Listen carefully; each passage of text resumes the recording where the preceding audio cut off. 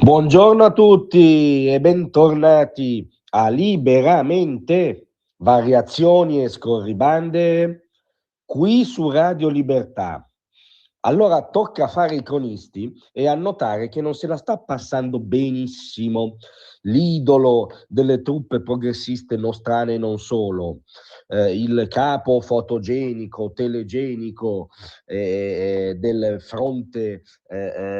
pro-PAL globale, il capofila della contestazione agli orchi Trump e Netanyahu, l'amicone di Francesca Albanese, il bigino vivente del luogo comunismo woke, insomma il primo ministro spagnolo Pedro Sánchez e il suo partito, il Partito Socialista, il sistema di potere costruito attorno ad esso, perché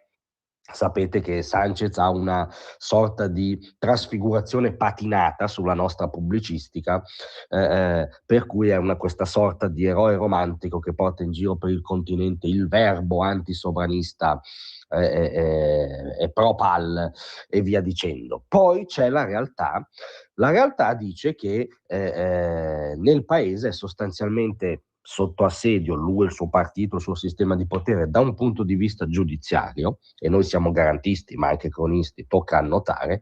e con un margine di azione politica sempre più ridotta. E sì, perché quando tu sei in Vaticano, stai stringendo la mano al Papa col quale stai disegnando l'architettura della pace globale o atteggiandoti ad architetto, diciamo, come appunto stava facendo Sánchez, e nel frattempo a Madrid gli uomini della Guardia Civile entrano nel quartier generale del Partito Socialista alla ricerca di documenti che dovrebbero provare o capire se delle accuse molto pesanti a dirigenti importanti del partito sono fondate. Diciamo che la tempistica quantomeno non gioca a tuo favore.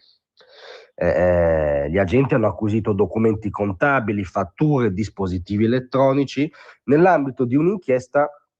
che ipotizza una presunta rete organizzata e finalizzata a destabilizzare in modo sistematico e continuato i procedimenti giudiziari e le attività investigative che già coinvolgevano il Partito Socialista ed esponenti di primo piano del governo Sánchez.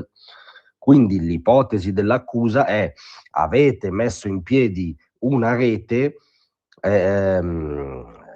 finalizzata a contrastare le inchieste che già c'erano. Anch'essa non suona benissimo. Volevano eliminare i nemici del premier Pedro Sánchez del suo cerchio magico. Questa è la notizia di queste ore in Spagna. I reati ipotizzati nei confronti di diversi personaggi di spicco o di imprenditori amici sono i seguenti: associazione a delinquere, corruzione, divulgazione di segreti, istigazione alla falsa testimonianza, falsa accusa, falsificazione di documenti commerciali, abuso di potere, traffico di influenze, reati contro le istituzioni dello Stato, nell'ipotesi accusatoria da parte dei vertici del partito di Sánchez. Capite che da un punto di vista cronachistico, giornalistico, fatto salvo tutto il garantismo nelle sedi giudiziarie, è un caso clamoroso, cioè qualcosa come un Watergate spagnolo quantomeno, no? Tra gli indagati c'è la responsabile finanziaria del partito, ex deputata nei due governi Zapatero, nell'ordinanza si ipotizza che l'ex numero 3 del partito, Santos Gerdan, quando era segretario organizzativo era il referente di questa rete per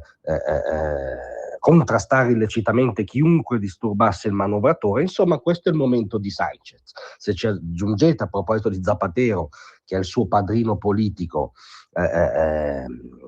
che costui è direttamente indagato invece in questo momento perché è accusato di traffico di influenze illecite in un caso che coinvolge una questione che riguarda una compagnia aerea, diciamo, rispetto a cui Zapatero avrebbe fatto il lobbista, ma con modalità, diciamo, secondo l'accusa illecite, e un giro di soldi che avrebbe finito anche per finanziare il regime di Maduro in Venezuela. Questa è l'attuale condizione di Zapatero, ex idolo della sinistra spagnola, padrino dell'attuale idolo della sinistra spagnola e continentale Sánchez, il cui partito ha visto l'irruzione degli agenti nei suoi uffici con accuse pesantissime e indagati pesantissimi. Allora, noi siamo garantisti, ma le anime belle che alzano il sopracciglio a ogni caso di abuso di potere che riguarda un assessore, consigliere comunale usciere dell'avversario, non possono non vedere che il loro idolo qualche lievissimo problemino ce l'ha, e forse qualche lievissima differenza tra la narrazione sull'eroe romantico e la pratica di potere del sistema Sanchez esiste. Grazie a tutti, vi aspetto